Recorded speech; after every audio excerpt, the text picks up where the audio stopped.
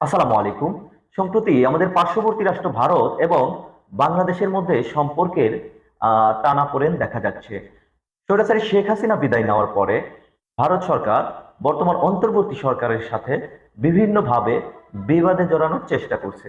উগ্রবাদী সংগঠন ইসকনের চিন্ময় কৃষ্ণ দাসকে নিয়ে ভারতের যে অবস্থান, সেই অবস্থান আসলে বাংলাদেশ এবং ভারতের সম্পর্ককে আরো অনেক দূরত্বে নিয়ে গেছে।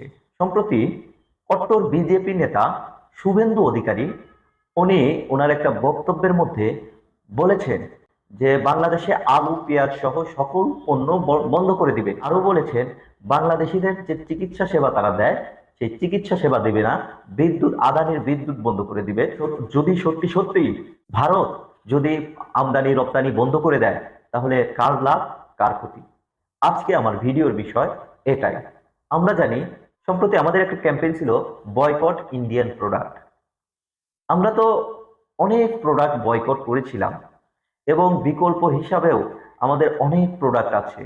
যদি ভারত কোনো মতে যদি তাদের রপ্তানি বন্ধ করে দেয় সেক্ষেত্রে দেশীয় পণ্যের চাহিদা বেড়ে যাবে এবং আমাদের তুরস্ক, পাকিস্তান, ইন্দোনেশিয়া সহ বিভিন্ন দেশ আমাদেরকে পণ্য রপ্তানি করার জন্য বসে আছে এবং আমাদেরকে পণ্য রপ্তানি করতে চায়।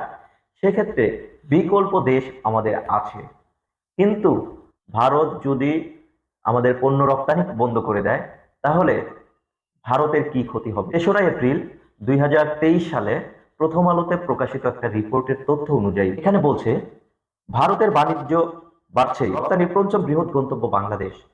মানে ভারত যেসব দেশে রপ্তানি করে তার মধ্যে পঞ্চম বাংলাদেশ, যদিও বাংলাদেশ ছোট একটা দেশ। বাংলাদেশ ভারত থেকে 2022-23 অর্থ বছরে শেখ হাসিনার শেষ আমলে শেষ বছরে তারা আমদানি করেছিল 1369 কোটি মার্কিন ডলার।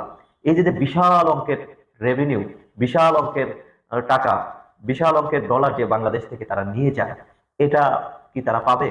এতে কি হবে?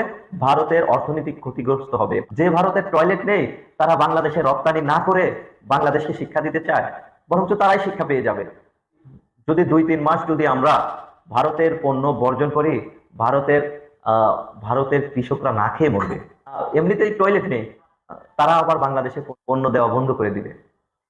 সংগ্রামী সাথী ও বন্ধুগণ, এই জন্য বাংলাদেশিদের ভয় পাওয়ার কিছু নেই। বাংলাদেশিরা এইসব বাংলাদেশিরা এইসব হুমকি ধামকিতে ভয় পায় না। ভারত একটা অত্যন্ত দুর্নীতিগ্রস্ত দেশ। আপনারা জানেন এই যে এদের যে টয়লেট নেই, বিভিন্ন জায়গায় টয়লেট নেই। বিবিসির তথ্য অনুযায়ী 2017 সেখানে ভারতের 35 কোটি নারীর জন্য কোনো টয়লেট নেই। 70 কোটি মানুষ রাস্তাঘাটে টয়লেট করে। এই জন্য ইউনেস্কো সহ বিভিন্ন দেশ তাদের অর্থ সহায়তা দিয়ে কিছু টয়লেট নির্মাণের জন্য উদ্যোগ নিয়েছিল, কিন্তু এই টয়লেটের টাকাও তারা মেরে খেয়েছে। এটা আমি এমনি এমনি বলছি না, আমি একটা ভিডিও আপনাদের দেখাচ্ছি। যে কেন্দ্রের যে স্বচ্ছ ভারত মিশন, সেই মিশনে নির্মল বাংলা যে প্রকল্প, সেই প্রকল্পে শৌচালয় পাননি বহু মানুষ। দুর্নীতির অভিযোগ, উপভোক্তাদের কাছে টাকাই পৌঁছয়নি। তৃণমূলের বিরুদ্ধে অভিযোগ, যদিও তৃণমূল অস্বীকার করেছে। কেন্দ্রীয় সরকারের স্বচ্ছ ভারত মিশন সরকারি খরচে শৌচালয় তৈরির প্রকল্প। প্রতিটি শৌচালয় তৈরিতে বরাদ্দ 12,000 টাকা। উত্তর 24 পরগনার হাসনাবাদে এই প্রকল্পে দুর্নীতির অভিযোগ। স্থানীয়দের দাবি, এখানকার পাটলিখানপুরের অনেকেই শৌচালয়ের টাকা পাননি, কিন্তু সরকারি নথিতে উপভোক্তা হিসেবে তাদের নাম রয়েছে। আমার বাথরুম নেই, আমি বাথরুমের জন্য আমি আবেদন করেছিলাম, খাতা কলমে টাকা উঠে গেছে, আমি জানতে পারলাম ভিডিও হয়ে। তারপরে আমি এই দরখাস্ত দিয়েছিলাম, আমার বাথরুমটা চাই আমি। পাটলিখানপুরের অনেক জায়গায় শৌচালয়ের কাজ অর্ধেক হয়ে পড়ে আছে। দেওয়ালে প্রকল্পের কাজ শেষ বলেও লেখা হয়েছে। অভিযোগ, স্বচ্ছ ভারত মিশনের টাকা আসবে জেনে অনেকে নিজের খরচে শৌচালয় তৈরির কাজ শুরু করেন, কিন্তু সেই টাকা আর আসেনি, তাই শৌচালয় তৈরির কাজও শেষ হয়নি। ভারতীয় যে টিভি চ্যানেল, সেখানে আমরা দেখতে পেলাম ভারত টয়লেটের টাকাও মেরে খেয়েছে। টয়লেট নির্মাণের টাকা দুর্নীতি করা একটা দেশ, তারপরে আমাদের বলছে যে আমরা নাকি না খেয়ে মরবো, পেঁয়াজ দিব না। ভাই পেঁয়াজ দিও না, তোমার পেঁয়াজ আমাদের লাগবে না। আপনি পেঁয়াজ বন্ধ করে দেন, আমরা ইলিশ বন্ধ করে দিব। দুর্গাপূজায় সুস্বাদু ইলিশ খান তো আর ভালো লাগে না? না, এবারও আমরা 3000 মেট্রিক টন প্রায় ইলিশ পাঠিয়েছি আপনাদের। ভারতের জনগণের সাথে আমাদের কোনো শত্রুতা নাই। ভারতের যে বিজেপি, এই বিজেপি বাংলাদেশের মানুষের সাথে তাদের সম্পর্ক খারাপ করছে এবং ভারতের প্রতি বিদ্বেষ দিন দিন বাড়িয়ে দিচ্ছে। স্বৈরাচারী শেখ হাসিনা গণহত্যাকারী ভারতে কোন হিসাবে আছে? উনি কি মোদির দাসী হিসাবে আছে? উনি কি মোদির দাসী সেই হিসাবে ভারতে আছে? এই ভারত পায়ে পাড়া দিয়ে ঝগড়া করার চেষ্টা করছে। তারা মনে করেছে যে ডক্টর মোহাম্মদ ইউনূসের সরকার দুর্বল সরকার, ধাক্কা দিলেই পড়ে যাবে। সেটা মনে করার আর কোনো কারণ নেই। বাংলাদেশের জাতীয় ঐক্য আসছে এবং সেই জাতীয় ঐক্যের মাধ্যমে আপনাদের প্রতিহত করা হবে। আপনারা তো ইউনিটটা দেখেননি বাংলাদেশের, আমরা 5ই আগস্টের আগে দেখেছি এবং সেটা আবার দেখবেন। প্রয়োজনে বাংলার ছাত্র জনতা আবার প্রয়োজনে গাজওয়াতুল হিন্দের জন্য প্রস্তুতি নিবে।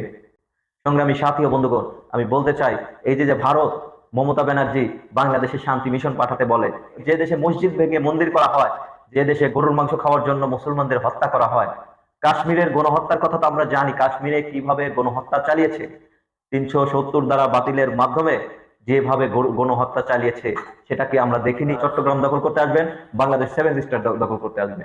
মনে করবেন না বাংলাদেশ একা। ভারতের কোনো বন্ধু রাষ্ট্র নেই, ভারতের দক্ষিণ এশিয়ায় কোনো বন্ধু রাষ্ট্র নেই। ভারতের সম্পর্ক পাকিস্তানের সাথে যায় না, ভারতের সম্পর্ক বাংলাদেশের সাথে যায় না, ভারতের সম্পর্ক চীনের সাথে যায় না, শ্রীলঙ্কার সাথে যায় না, নেপালের সাথে যায় না, ভুটানের সাথে যায় না। ভারতের বন্ধুকে, বাংলাদেশের বন্ধু সবাই, বাংলাদেশের বন্ধু পাকিস্তান, বাংলাদেশের বন্ধু চীন, বাংলাদেশের বন্ধু শ্রীলঙ্কা, বাংলাদেশের বন্ধু নেপাল, ভুটান, সবাই বাংলাদেশের বন্ধু।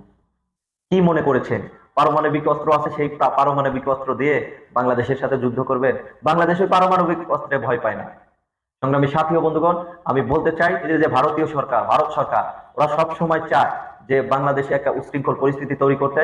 এই যে ইসকনকে দিয়ে আমাদের ভাই সাইফুল ইসলাম আলিফকে হত্যা করা হলো, হত্যা করার মূল কারণ তারা ভেবেছিল যে এই হত্যার ফলে বিভিন্ন সংখ্যালঘু ভাইদের উপর আমরা গিয়ে হামলা করব আর তারা এটা বহির্বিশ্বে আমাদের বিরুদ্ধে অপপ্রচার করবে। কিন্তু সেই রাজনীতিতেও পরাজিত হয়ে তারা সংখ্যালঘু হামলার যে ধোঁয়া তুলছে, আসলে সংখ্যালঘু হামলা বলতে কিছু নেই, কোথাও সংখ্যালঘু হয় না, সংখ্যালঘু হয় না।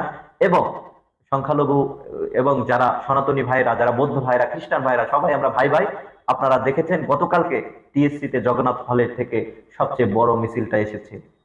তার মানে আমাদের ঐক্যের মধ্যে কোনো সমস্যা নেই। যত সমস্যা এই ভারত সরকার, আওয়ামী লীগ এবং শেখ হাসিনা ওখানে বসে বসে এইসব অপপ্রচার করছে। ভারতীয় বিভিন্ন মিডিয়া বাংলাদেশে বিভিন্ন বিষয় মিথ্যাচার করে বাংলাদেশকে অস্থিতিশীল করতে চাচ্ছে। হিন্দু মুসলিম দাঙ্গা বাঁধানোর মাধ্যমে বহির্বিশ্বের সমর্থন যে বাংলাদেশের বর্তমান অন্তর্বর্তীকালীন সরকার পাচ্ছে, সেটাকে তারা ব্যাহত করতে চাচ্ছে। এজন্য বাংলা ছাত্র জনতা প্রস্তুত আছে, প্রস্তুত থাকতে হবে। সবচেয়ে ভালো হয়েছে, তারা ভেবেছিল ভারতে আগরতলায় বাংলাদেশ হাই কমিশনে হামলা করলেই আমরা ভারতীয় দূতাবাসে হামলা করব, তারা বহির্বিশ্বে এটাকে বড় করে ফলাও করে প্রচার করবে। কিন্তু তাদের সেটা ব্যর্থ হয়েছে এবং এইভাবে ছাত্র জনতা বারবার তাদের এই কায়দা, এই যে কৌশল, অপকৌশল, এই অপকৌশলকে রুখে দিবে। ভালো থাকবেন সবাই। আসসালামু আলাইকুম।